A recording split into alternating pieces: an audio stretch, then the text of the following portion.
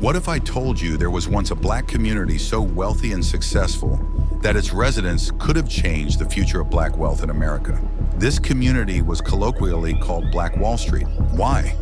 It was a thriving, self-sufficient black community built from scratch by people who had survived slavery, Jim Crow laws, and generations of systemic poverty.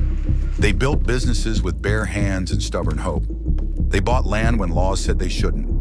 They opened schools when the system said they didn't need education. This town was more than a neighborhood.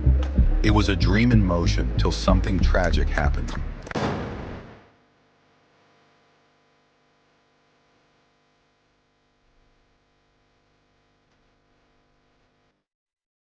It was supposed to be a normal Memorial Day weekend in Greenwood District in Tulsa, Oklahoma.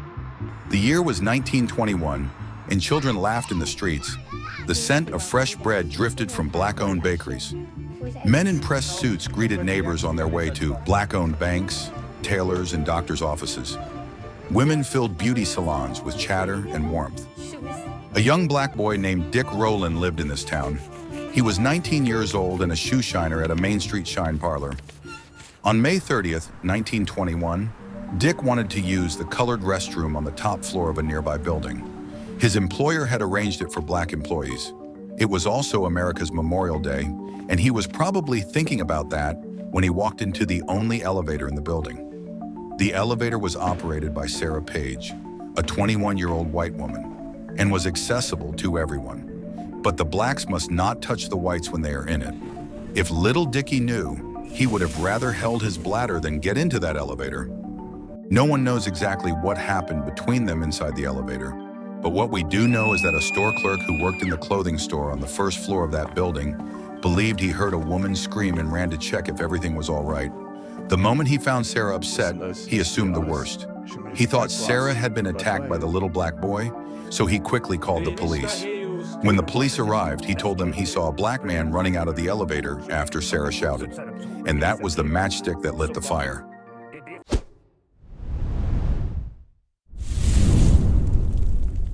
But one thing was unusual, though. Neither Sarah nor Dick were supposed to be at work on that Memorial Day.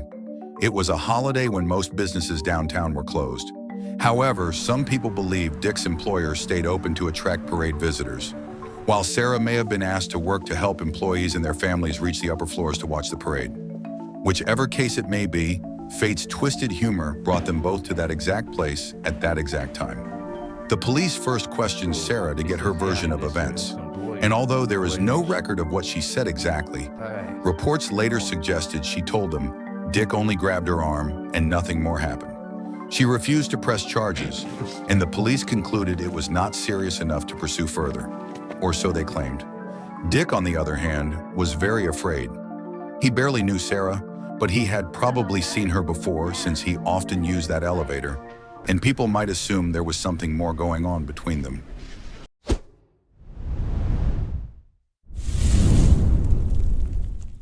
Out of great fear, Dick ran to his mother's house in the Greenwood neighborhood, hoping to stay safe, but it was too late. Rumors had already begun spreading like wildfire across Tulsa, and what came next would change Greenwood and black history forever.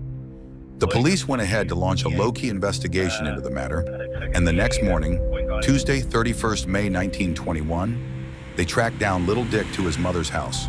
Henry Carmichael, a white detective, and Henry C. Pack, a black patrolman, arrested him and took him to Tulsa City Jail.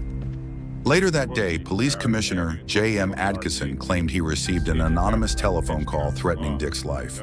So he ordered that Dick be transferred to a more secure jail on the top floor of the Tulsa County Courthouse. Many attorneys and legal professionals who knew Dick through his work as a shoe shiner vouched for him, claiming that he could not do what he was being accused of, but the police refused to listen. That Tuesday, a popular newspaper company published an article saying the Negro was nabbed for attacking a girl in the elevator. They also later published another article the same day that says Dick might be lynched that evening. This caused panic amongst black residents. Why? Crime was at an all-time high, and vigilantism was the only thing keeping people safe. That, and coupled with the fact that a white vigilante group lynched a white teenager who was accused of murder the previous year. If they did it to a white boy, How much more a black boy at a time when racism was at its peak? With the blacks afraid, white residents started to gather around the courthouse to participate in the lynching. Local authorities were on high alert. The town's sheriff tried everything possible to de-escalate the growing situation. While the white residents were still getting ready, black residents also gathered a few blocks away from the courthouse to discuss how much danger Dick was in. They talked about tactics they can use to save Dick, and some of the men who were war veterans started collecting guns in case the violence grew.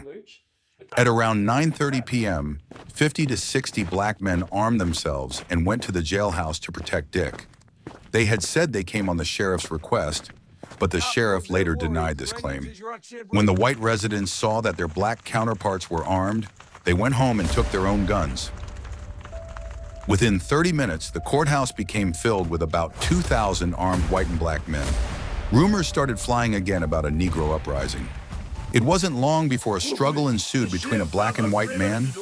It was at this point that all hell broke loose. By the end of the night, 10 white and 2 black people were shot dead. The unrest continued into the early hours of Wednesday, 1st June, 1921. Local authorities were managing the situation till another rumor broke out that more black people were coming in by train. The fight started spreading into other parts of the city.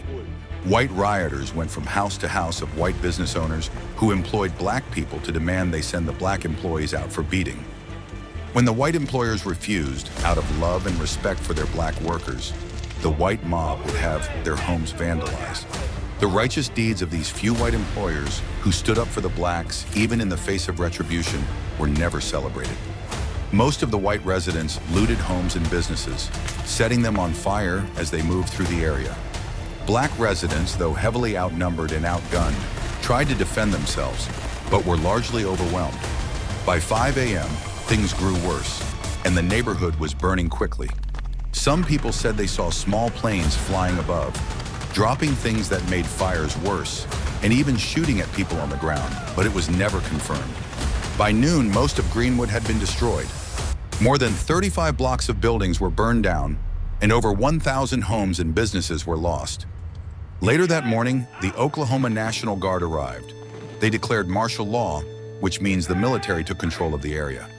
Instead of stopping the white rioters, the soldiers mostly focused on arresting black residents and moving them to places like the fairgrounds and other centers for their protection. The violence ended later that day. Although Dick's case was also later dismissed, Greenwood was left in ruins.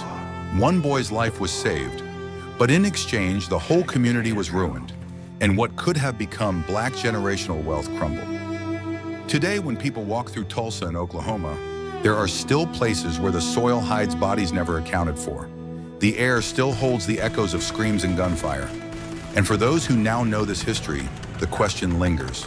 How many young black Americans today might have come from old money if the Black Wall Street of America had not burnt down?